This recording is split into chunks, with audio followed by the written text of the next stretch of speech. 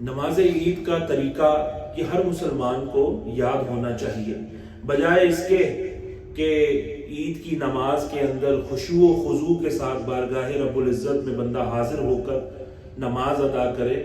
بندے دائیں بائیں دیکھتے رہتے ہیں کہ اب ہاتھ اٹھانے ہیں یا باندھنے ہیں، رکوع میں جانا ہے یا کیا کرنا ہے۔ تو یہ پہلے ہی سے آپ اگر یاد کر لیں تو انشاءاللہ العزیز آپ کو دائیں بائیں دیکھنے کی حاجت نہیں ہوگی، اور آپ سرور کے ساتھ اور روحانی طور پر لذت حاصل کرتے ہوئے خشوع و خضوع کے ساتھ بارگاہ رب العزت کے اندر نماز عید کا فریضہ ادا کریں گے۔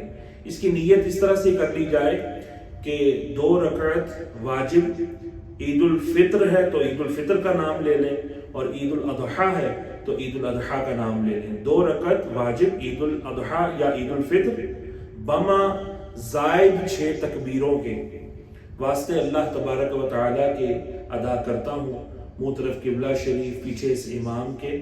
یہ چیزیں یعنی کہ دل کے ارادے کو نیت کہتے ہیں، مطلب اس زبان سے کہہ لینا بھی مستحب ہوتا ہے۔ دل میں اگر یہ چیزیں مستحضر ہیں تو آپ کو زبان سے بھی کہنے کی حاجت نہیں ہوگی۔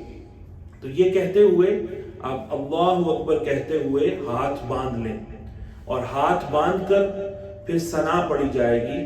ثنا پڑھنے کے بعد اب ہاتھ اٹھا کر اللہ اکبر کہتے ہوئے ہاتھ چھوڑ دیں، یہ پہلی تکبیر ہے جو زائد ہے۔ پھر اللہ اکبر کہتے ہوئے ہاتھ چھوڑ دیں، یہ دوسری زائد تکبیر ہے۔ پھر اللہ اکبر کہتے ہوئے ہاتھ کو باندھ لینا ہے۔ اس کے بعد امام قرات کریں گے، اور پھر رکوع ہوگا، سجدے ہوں گے۔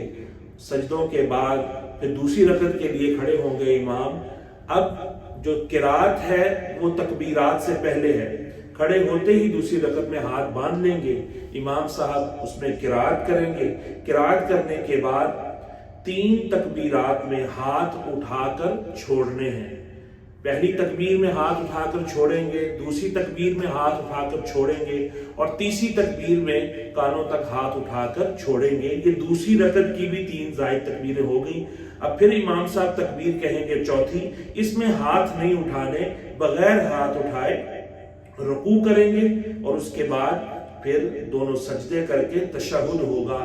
سلام پھیرنے کے بعد پھر خطبہ جو ہے وہ پڑھا جائے گا، اس کو سنا جائے، اور اس کے بعد پھر جو ہے وہ دعا انہماک کے ساتھ گڑ گڑا کر عاجزی کے ساتھ اللہ رب العزت کی بارگاہ میں دعا کی جائے۔